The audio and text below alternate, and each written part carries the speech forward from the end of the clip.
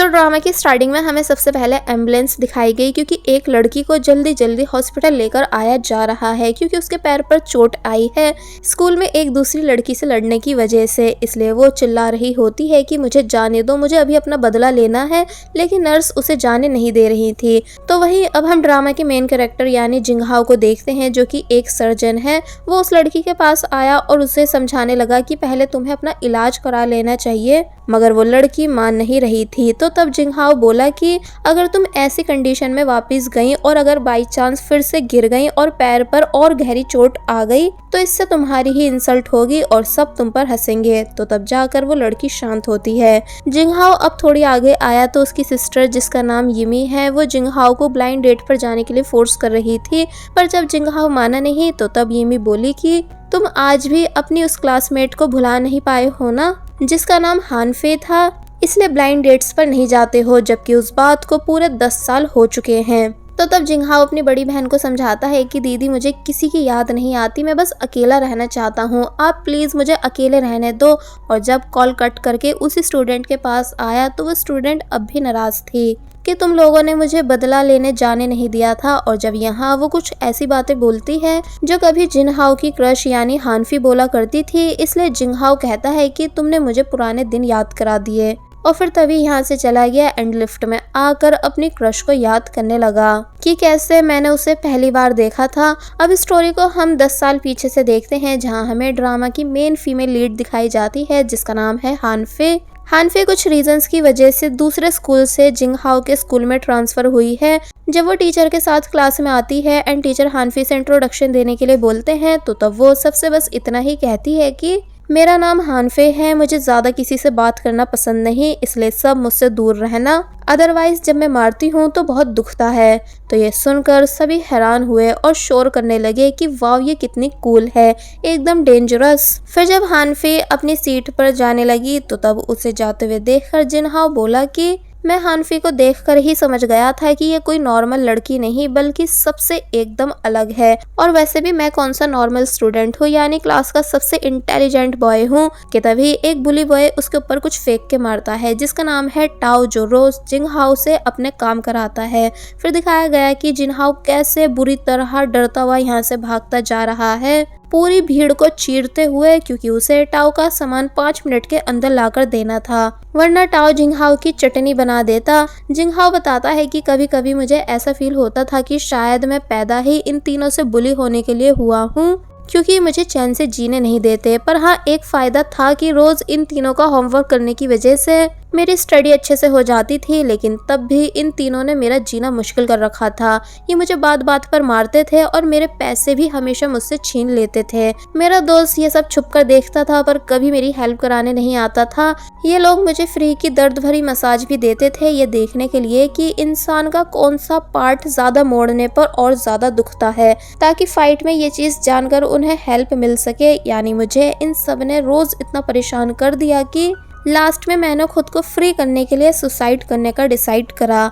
मैंने suicide note लिख दिया और अब मैं सुसाइड करने के लिए रेडी था। वैसे तो ऊंचाई से मेरी जान निकलती है पर मेरे पास और कोई ऑप्शन नहीं, क्योंकि मैं और ज्यादा बुली होकर जी नहीं सकता हूँ। गॉड प्लीज मुझे अपने पास बुला लो। और जब जैसे कूदने ही वाला था कि तभी कोई उसके सुसाइड नोट को रीड करने लगा, जो सुनकर वो बुरी तरह शॉक रह जाता है कि कौन है। फिर जब देखता है कि ये तो मेरी क्रश हानफे है, इसलिए उसको देखते हुए कहने लगा कि ये लड़की मुझे एंजल की तरह इतनी प्यारी लगती थी कि इसे देखकर मैं ये तक भूल गया कि मुझे ऊपर से नीचे जंप मारनी है। हानफे लेटर रीड करती है जिसमें जिंगहाओ ने ये सब बातें लिख रखी हैं कि मेरे मरने के बाद मेरा फ्यूनरल मत करना, ना ही मुझे समाधि देना, बस मेरे ऑर्गेन्स ज़रूरतमंद लोगों को डोनेट कर देना, मेरी बुक्स और सीडीज को भी चैरिटी में डोनेट कर देना, और जब मेरी डेथ की न्यूज़ टीवी में दिखाया जाए तो मेरी अच्छी वाली फ़ोटो मीडिया वालों को देना, साथ ही मेरे नाम को भी अमर करा देना, और भी पता नहीं क्या क्या। जिंगहाओ काफ़ी एम्बैरेसिंग फील कर रहा होता है, इसलिए जब हानफे से लेटर छीनने आने लगा कि तभी काफ़ी बुरी तरह वो नीचे गिर गया एंड उससे अपनी पुरानी चोटों पर इतनी बुरी चोट आई कि वो उठने तक की हिम्मत नहीं कर पाता है, इसलिए तभी बेहोश होने की एक्टिंग करने लगा। हानफे कहती है कि मुझे पता है कि तुम उठे हुए हो, अब सोचो कि अगर एक चेयर से गिरने पर तुम्हारा ये हाल है, अगर तुम 3rd फ्लोर से कूद जाते तो तुम्हारी शरीर की सब हड्डियां टूट जाती। और फिर जिनहाओ को काफ़ी ज़्यादा मोटिवेट करने लगी कि उसे ये सब नहीं करना चाहिए। जिनहाओ मरने से पहले हानफी के लिए मिल्क बॉटल छोड़कर जा रहा था, तो वो उस बॉटल को जिनहाओ को ही दे देती है और समझाती है कि जिंदगी में कोई भी काम अधूरा नहीं छोड़ना चाहिए, वरना रिग्रेट रह जाता है। और फिर तभी यहाँ से चली गई।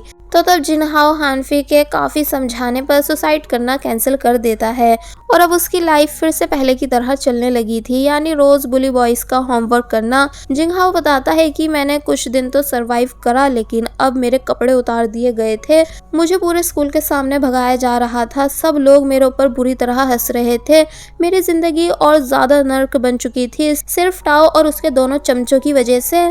इसलिए मैंने एक बार फिर सुसाइड करने का डिसाइड कर लिया था, पर ऊंचाई देख देख कर मुझे डर लग रहा था, लेकिन मैं तब भी आंख बंद करके मरने के लिए रेडी था। तो तब हानफे एक बार फिर मुझे आवाज़ देती है, क्योंकि वो वहीं थी और फिर मुझे ध्यान से देखने लगी। मैं खुद को छुपा रहा था, तो वो बोलती है कि अब कोई फ़ायदा नहीं, क्योंकि मैं तुम्हें ऊपर से नीचे एकदम क्लियरली देख चुकी हूँ। फिर समझाती है कि आखिर तुम उन लड़कों का सामना क्यों नहीं करते हो, हमेशा सुसाइड करने की सोचते रहते हो। क्या तुम्हें नहीं लगता कि उन लड़कों को सबक सिखाना मरने से ज़्यादा बेटर है? अगर तुम हिम्मत करो तो तुम भी उन्हें पलटकर पंच मार सकते हो, लेकिन नहीं, तुम्हें तो हमेशा बस सबसे डर कर रहना है, डरपोक की तरह हमेशा चुपचाप सब कुछ सहना है। जिंगहाओ पहले तो सारी बातें चुपचाप सुन रहा था, लेकिन फिर अपनी भड़ास निकालते हुए कहने लगा कि तुम जो मुझे डरपोक बोल रही हो, तुम जानती ही क्या हो मेरे बारे में? यानी क्या तुम्हें दिख नहीं रहा कि वो 3 हैं और मैं एक अकेला?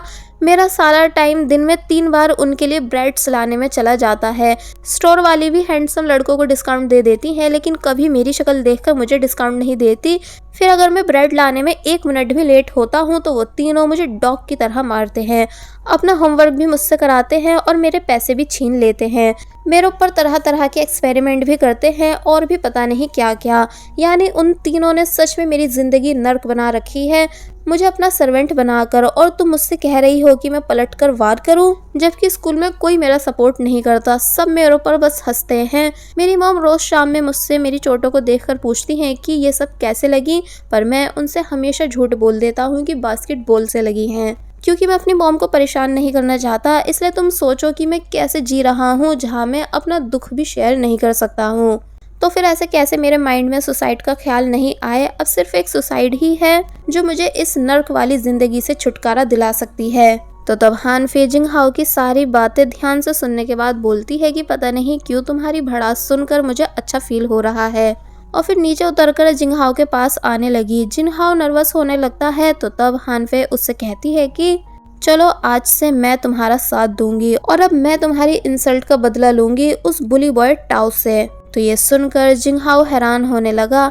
सीन कट होता है और अब हम प्लेग्राउंड का सीन देखते हैं, जहाँ टाओ अपने दोस्तों के साथ फुटबॉल खेल रहा है, तो वहीं हानफी गुस्से से स्लो मोशन में उसके पास आने लगी। यहाँ वो चलते टाइम गलती से एक लड़की की आइसक्रीम भी नीचे गिरा देती है।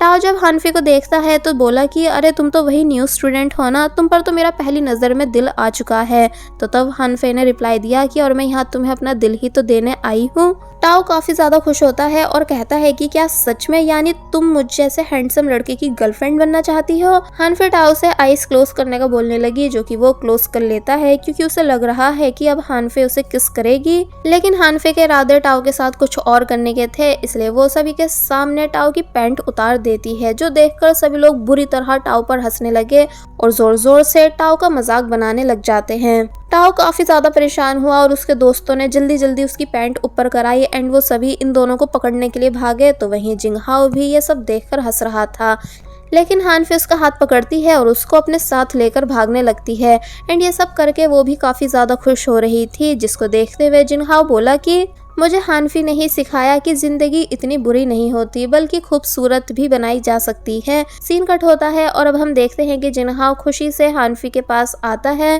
क्योंकि दोनों सेम बस स्टॉप से स्कूल जाते हैं। एक्चुअली वो हानफी को एज ए थैंक्स गिफ्ट देना चाहता है, पर जब नोटिस करता है कि हानफी ठीक मूड में नहीं, तो तब जिंगहाओ की उसको गिफ्ट देने की हिम्मत नहीं हुई, बल्कि जिंगहाओ को ये भी लगने लगा कि मैं अगली हूँ, इसलिए हानफे जैसी स्मार्ट और ब्यूटीफुल लड़की शायद मुझे कभी अपना दोस्त नहीं बनाए। अब हमें दिखाया जाता है कि हानफी जब स्कूल में क्लीनिंग कर रही होती है तो तब टाओ जिंग हाओ को पकड़ के लाता है एंड हानफी के ऊपर वाटर बैलून मारने के लिए फोर्स करने लगता है। जिंग हाओ को मजबूरन ऐसा करना पड़ा, जिस वजह से बैलून काफी जोर से हानफी के लगा एंड वो भीग जाती है। फिर जब ऊपर देखती है तो उससे टाओ बोला कि ये लड़का मेरा मोहरा है, तुमने कैसे सोच लिया कि तुम्हें इसके अंदर मेरे अगेंस्ट जाने की हिम्मत ला सकती हो। हानफी गुस्से से यहाँ से जाने लगी तो तब जिंग हाओ जल्दी से भागता हुआ हानफी के पास आया और माफ़ी मांगता है, लेकिन हानफी उस टाइम बस एक वर्ड बोलती है कि तुम बेवकूफ़ हो, और फिर तभी गुस्से में यहाँ से चली गई। तो तब जिंग हाओ को काफ़ी ज़्यादा अफसोस हुआ। जिंग हाओ बताता है कि ये लास्ट टाइम था जब मैंने हानफी को स्कूल में देखा था, यानी इस दिन के बाद वो फिर कभी स्कूल वापस नहीं आई थी। काफ़ी दिन बीत चुके थे और फाइनल एग्ज़ाम भी आ चुके थे, जो जब मैं देने जा रहा था तो मैंने आखिरी बार हानफी को रोड पर चलते हुए देखा था। मैंने हानफी को आवाज़ दी तो वो बोली कि क्या तुम प्लीज़ मुझे हॉस्पिटल तक छोड़ सकते हो। जिंग हाओ परेशान होकर पूछता है कि क्यों, क्या तुम बीमार हो। तो तब वो कहती है कि नहीं, मुझे बस वहाँ जाना है। जिंग हाओ हॉस्पिटल ले जाने के लिए मान गया, लेकिन तभी ड्राइवर बोले कि तुम एग्ज़ाम के लिए लेट हो रहे हो। तो तब हानफी को याद आता है कि अरे हाँ, आज फाइनल एग्ज़ाम है, इसलिए वो ज़बरदस्ती जिंग हाओ को एग्ज़ाम देने के लिए भेज देती है एंड खुद रोते हुए जल्दी जल्दी यहाँ से जाने लगी। जो सब देखकर जिंग हाओ को बिल्कुल अच्छा नहीं लग रहा था और ना ही उसे कुछ समझ आ रहा था। अब इस बात को पूरे 3 दिन बीत चुके थे एंड हानफी आज भी स्कूल नहीं आई थी कि तभी एक लड़की सभी को आकर बताती है कि हानफी की डेथ हो चुकी है। तो ये सुनकर सभी लोग बुरी तरह शॉक रह गए कि तुम ये क्या कह रही हो, क्या ये बात सच है। तो वहीं जिंग हाओ भी इस बात को सुनकर फ्रीज हो चुका था। वो लड़की बताती है कि ये बात एकदम सच है, क्योंकि मैंने ये सब बातें टीचर ऑफिस से सुनी है, जहां हमारे क्लास टीचर भी हानफी की डेथ का सुनकर काफी ज्यादा रो रहे हैं। तो तब जिंग हाओ, जो कि हानफी की डेथ का सुनकर सदमे में जा चुका था, वो गुस्से से पेन कॉपी पर चलाने लगा और बहुत ही ज्यादा रोया, ये कहते हुए कि जो लड़की मुझे सुसाइड करने से रोकती थी और जिंदगी में आगे बढ़ने के लिए कहती थी, आज वही जिंदा नहीं रही। आखिर वो ऐसा कैसे कर सकती है। और बस जिंग हाओ हानफी के बारे में सोच सोच कर काफी ज्यादा रोता जाता है, क्योंकि वाकई उसके लिए बहुत बड़ी बात है कि जिस लड़की को उसने वन साइडेड लव करा वो अब मर चुकी है। जिंग हाओ बताता है कि हानफी के जाने के बाद वापस से मेरी जिंदगी पहले जैसी बन गई थी, पर मैंने हार नहीं मानी, यानी खुद को जिंदा रखा, क्योंकि मुझसे हानफी ने कहा था कि मुझे कभी खुद को मारना नहीं है। सीन कट होता है एंड स्टोरी वापस से प्रेजेंट में आ जाती है, जहां अब हम जिंग हाओ को उसके फ्रेंड फैंग के साथ देखते हैं, जो कि जिंग हाओ से पूछ रहा है कि तुम स्कूल रियूनियन पार्टी में चलोगे ना। जिंग हाओ साफ मना कर देता है। तो तब फैंग कहने लगा कि अच्छा, तुम हानफे की वजह से नहीं जा रहे हो, है ना, यानी अगर वो होती तो तुम पक्का चलते। तो तब जिंग हाओ फैन को देखते हुए कहने लगा कि वैसे मेरी स्कूल लाइफ के बुरे दिन इसी की वजह से शुरू हुए थे। फिर अब पास्ट के सीन में हम देखते हैं कि जब फैन बार बार जिंग हाओ को परेशान करके उससे उसका होमवर्क मांग रहा था कॉपी करने के लिए, तो तब पहले तो जिंग हाओ मना कर रहा होता है, लेकिन जब फैन माना ही नहीं तो तब जिंग हाओ अपनी कॉपी फैन को फेंक कर देने लगा, लेकिन वो कॉपी उड़ते हुए डायरेक्ट टाओ के जा लगी, जिस वजह से वो बहुत ही ज्यादा गुस्सा हुआ था। और बस फिर उस दिन के बाद से टाओ ने जिंग हाओ को बुली करना शुरू कर दिया था। बाद में फैन जिंग हाओ को सॉरी करने आया, लेकिन कह रहा है कि पर अब प्लीज तुम मेरे साथ मत रहना, क्योंकि अगर टाओ को पता चल गया कि हम दोनों दोस्त हैं तो वो मुझे भी बुली करने लगेगा, बाकी दिल से मैं तुम्हारे साथ हूँ। तो तब जिंग हाओ फैन पर काफी ज्यादा गुस्सा करता है, लेकिन फैन बस यही कहता जा रहा था कि मेरे पास मत आओ, वरना टाओ हम दोनों को साथ में देख लेगा। तो तब जिंग हाओ स्कूल टाइम में फैन से दूर ही रहा करता था। वेल प्रेजेंट में फैंग बोला कि क्या तुम अब भी मुझसे पुरानी बातों को याद करके गुस्सा हो, पर देखो मैंने दोस्ती तो निभाई है तुम्हारी टाइगर जैसी बहन से शादी करके, जिसका मैं ख्याल भी रखता हूँ। तो तब जिंग हाओ बोला कि हाँ ये बात तो सच है कि इसने मेरी बहन को पटाकर उससे शादी कर ली थी। फिर जिंग हाओ और ज्यादा ड्रिंक करने लगता है, और जब काफी ज्यादा ड्रंक हो गया तो कहता है कि पता नहीं वो कौन सा सॉन्ग होगा जो मेरी हानफी सुना करती थी, मैं भी उस सॉन्ग को सुनना चाहता हूँ। कहते भी जिंग हाओ की बहन यानी जीसू भी यहाँ आ जाती है, जिसे देखकर जिंग हाओ भाग रहा था, लेकिन जीसू उसे रोकती है और फिर से यही सब लेक्चर देने लगती है कि तुम कब तक सिंगल रहोगे, मैंने कितनी बार कहा है कि ब्लाइंड डेट पर चले जाओ, लेकिन तुम मेरी सुनते ही नहीं। जिंग हाओ साफ मना कर देता है कि मेरे दिल में आज भी हानफी को नहीं बचाने का रिग्रेट है, इसलिए मैं उस रिग्रेट से बाहर नहीं आ पा रहा हूँ। मैंने उससे कहा था कि मेरी टैक्सी में बैठ जाओ, मैं तुम्हें हॉस्पिटल छोड़ दूंगा, पर उसने मुझे एग्जाम के लिए भेज दिया था। काश मैंने उस दिन हानफी को जबरदस्ती कार में बिठा लिया होता तो शायद आज वो जिंदा होती। जीसू और फैन दोनों उदासी से जिंगहाओ की बातों को सुन रहे होते हैं कि पूरे 10 साल हो गए लेकिन ये अब भी हानफी को भुला नहीं पाया है। इसलिए फैन कहता है कि वैसे सिंगल रहना इतना भी बुरा नहीं होता, यानी हम सिंगल होकर आज़ादी से ज़िंदगी जी पाते हैं, जो चाहे वो कर सकते हैं, जहाँ चाहे वहाँ घूम सकते हैं। तो तब जीसू कहती है कि क्या मैंने तुम्हें जेल में कैद कर रखा है जो तुम मेरे भाई के सामने ये सब बकवास कर रहे हो। दोनों के बीच लड़ाई होने लगी, इसलिए जिंगहाओ चुपचाप यहाँ से उठकर जाने लगा कि मैं अकेले रहना चाहता हूँ, तुम दोनों लड़ते रहो। और फिर तभी यहाँ से चला गया और एक बार में आया और यहाँ आकर बैठ जाता है। बार ओनर बताते हैं कि ये बार बंद हो चुका है क्योंकि मैंने रिटायरमेंट ले ली है। तो तब जिंगहाओ कहता है कि अच्छी बात है, चलो आखिरी बार साथ में पीते हैं। बार ओनर मान गया, लेकिन साथ ही बता भी रहा होता है कि काश मेरी बेटी मेरे साथ होती तो आज मैं भी खुशी से जी रहा होता, मेरा भी कोई ध्यान रखने वाला होता। और फिर तभी दिखाया गया कि उनके पास हानफी की फ़ोटो है। इसका मतलब ये हानफी के फादर हैं, लेकिन इस बारे में जिंगहाओ को पता नहीं है।